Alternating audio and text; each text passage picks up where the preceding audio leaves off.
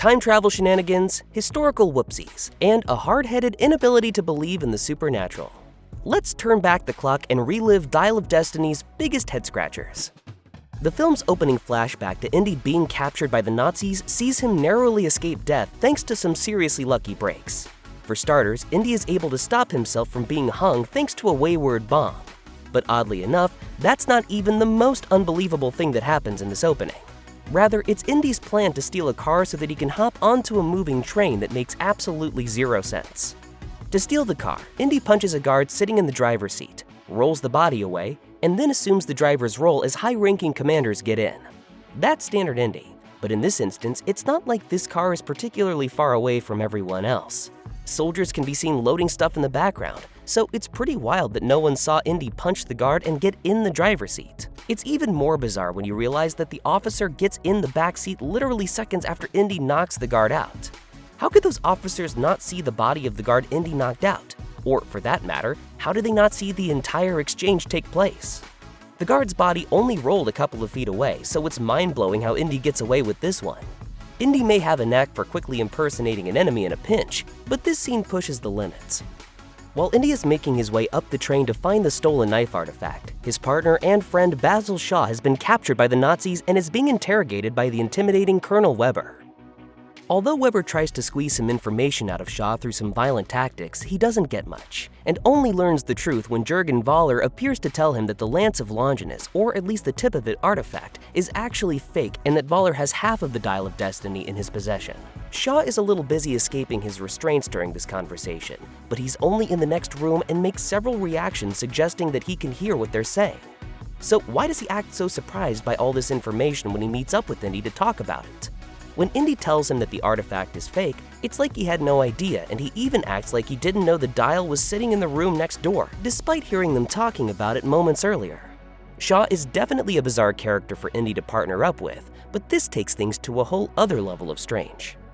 Speaking of the Lance of Longinus, although the Nazis have collected an immense amount of priceless artifacts during their latest raid, the most notable artifact they find is surprisingly fake. It's something that baffles Voller, the rest of his Nazi compatriots, and even Indy. So why was this fake artifact stashed amongst all the real ones? It could be to trick treasure hunters into thinking they got an item more valuable than the rest, but it seems like kind of a faulty tactic since the Nazis just took everything anyway. It's never really explained why there's just this one random fake artifact stashed in this historic treasure trove, but it's likely that it's just a plot contrivance. The idea of the lance being fake is really just an excuse for Voller to introduce the dial to Weber and the audience. Hitler made mistakes, and with this, I will correct them all. Although Voller is determined to see his plan through to the very end, he makes some questionable choices that show him just getting in his own way, namely his perplexing choice to not kill Helena and Indy when he has the chance. There are multiple times throughout the film where Indy and Helena are basically sitting ducks or captured by Voller, and it's weird that he never just puts a bullet in their head to stop their pursuit of him. Sure, it would stop the movie in its tracks, but it would also solve nearly all of his problems. He even has a trigger-happy henchman who would love to put Indy down. However, he never does, and it constantly backfires on him since they always manage to be one step ahead of him. Sure, he does kind of need them at points since he is following their footsteps and needs some information from them, but once he gets it, he just should have ended things there. Even more confusing is why Voller feels the need to bring Indy with him as they head back in time, since that decision does nothing but cause chaos throughout the finale. Voller might have some deep knowledge as a scientist and an historian, but he probably wishes he could go back in time to get some more common sense as a villain. Along with Teddy being Helena's partner in crime, he acts as the group's youthful spark of energy and can be a very useful pickpocket when needed. However, he's unfortunately captured by Voller and his men and is stuck with them after being handcuffed to one of Voller's goons. While Teddy has surely escaped situations like this before, he's in a pretty tough spot and comes up with an escape plan that miraculously works. Yes, it sort of makes sense that Teddy's best option is to get the bad guy into the river below. The only thing is that Teddy literally said he didn't know how to swim earlier. Knowing that, dropping into a river doesn't feel like a particularly ingenious plan, especially being tied to this hulking mass of a man. Somehow, though, he's able to have enough strength to breathe underwater and stay calm enough to escape his restraints and pin Voller's lackey underwater before, well, swimming away. It's an escape plan that defies logic in multiple ways and really shows that luck and plot armor are on Teddy's side. Impressive, kid. Although Dial of Destiny might not see Indy face his deadliest or most physically demanding threats yet, it still doesn't go easy on him. He's still forced to be a part of some high-speed chases, deep-sea dives, and high-flying chaos. However, it's clear that Indy is certainly testing the concept of age being just a number. To put it bluntly, he's pretty old at the time of Dial of Destiny. Given that Indy is in his mid-30s in Raiders of the Lost Ark, which takes place in 1936, he should be roughly around 70 in Dial of Destiny since the film takes place in 1969. It's not the years, it's the mileage.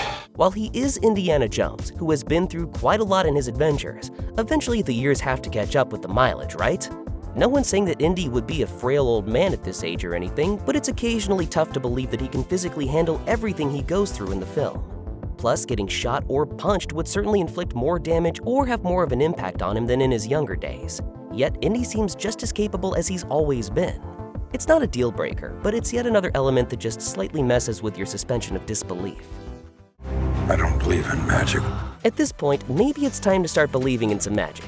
When Indy first hears about the dial's potential to send its users back in time, he doesn't believe that it's real.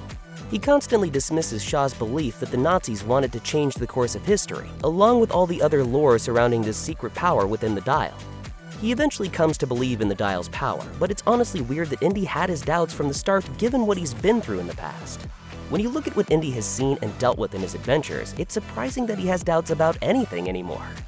He was there when the Ark of the Covenant melted faces with divine power and watched the Holy Grail age a man to dust in seconds for the crime of taking a poorly chosen sip, so the only thing that should really surprise him these days is that Marion keeps coming back. In Kingdom of the Crystal Skull, he literally discovered the existence of interdimensional beings and saw what potential alien life forms looked like. So is it really that out of the question that this dial could hold some time-traveling capabilities? Apparently for Indy, it does at first. And although Indy's quest for knowledge over superstition has always been one of his defining characteristics. Knowledge was their treasure. But by this point in his life, hey, maybe that mystical artifact the Nazis are searching for is the real deal. With the dial being supposedly able to send users back in time, it's no wonder that it's such a coveted artifact. Voller is ready to put a bullet in anyone that gets in his way of obtaining it, and Indy is willing to put his life on the line so that it doesn't fall into the wrong hands. However, the dial makes for some confusing rules and limitations on time travel. The explanation seems to be that the Antikythera uses existing fissures in time to allow time travel. Being thousands of years old, the calculations the device uses are also thousands of years old. When Indy and the others finally use it, they get hurled through time to the Battle of Syracuse rather than wartime Germany. Did Voller simply get the equation wrong and lead the group down a bad path? Is Indy right that Archimedes didn't account for tectonic shifts in the Earth? It seems like that suggestion may be the truth, but frankly, the film doesn't make it completely clear what's right or wrong. Nobody's gonna believe it. When everyone gets transported back to the time of Archimedes, there's an instant concern about what could happen because of their presence. After all, there are surely drastic ramifications for a World War II plane flying through the skies of a battle that took place over 1,000 years ago, or a major figure like Archimedes interacting with people from far beyond his time, right? Well, it's tough to say whether there are consequences, as the film doesn't explain much of the impact of Indy's antics invading the past. When Indy and Helena first discover Archimedes' grave, they notice his corpse holding a watch and his tomb showing pictures of a beast that looked like it had plane wings. So does this mean that the events that take place were always meant to happen and be a part of history? It sure seems like it, but it's never really clarified. Plus, it doesn't help that the characters never bring it up again or question if their actions had any effect on history at all. Although Indy is undoubtedly the hero of this adventure, he's not exactly seen that way by everyone. After Voller and his lackeys kill some of the professor's university companions when they first show up to retrieve the dial, Indy attempts to call for help. Unfortunately, his efforts are interrupted by Voller's cohorts, and the unfinished call ends up making Indy a lead murder suspect. Before Indy can even travel out of the US, he's considered a wanted man and nearly gets recognized before Sala steps in to save him. However, this surprisingly isn't the case when Indy returns.